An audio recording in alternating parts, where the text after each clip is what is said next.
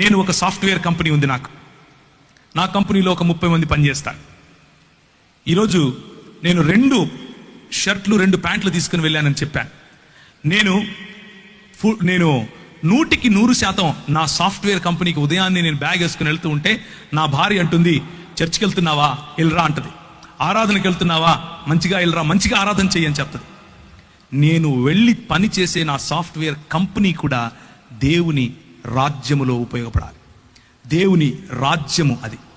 దానికి ప్రభువు దేవుడై ఉండాలి, దానికి ప్రభువు క్రీస్తై ఉండాలి. మేము నడిపించే సాఫ్ట్వేర్ కంపెనీలో దేవుని రాజ్య విలువలు కనిపించాలి.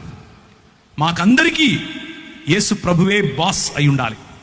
నా క్యాబిన్లో ఒక పెద్దది రాసి పెట్టాను, మా అధికారి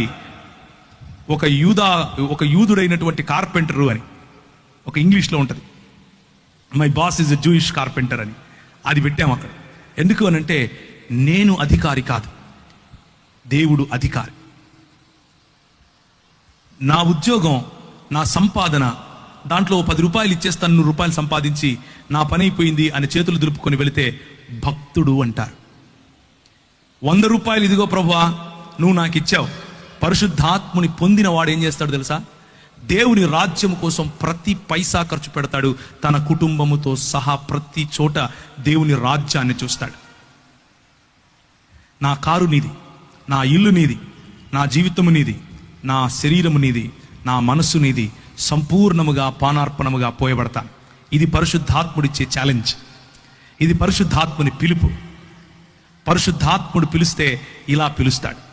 కేవలం గెంతులేసి చప్పట్లు కొట్టేసి ఇంటికి వెళ్ళిపోయి మతంలో బతుకుతాను అని అనుకుంటే all the best to you brother, చాలా సంతోషం, భక్తుడిగా ఉండిపో, నిన్నెవరు కదిలించక్కర్లేదు.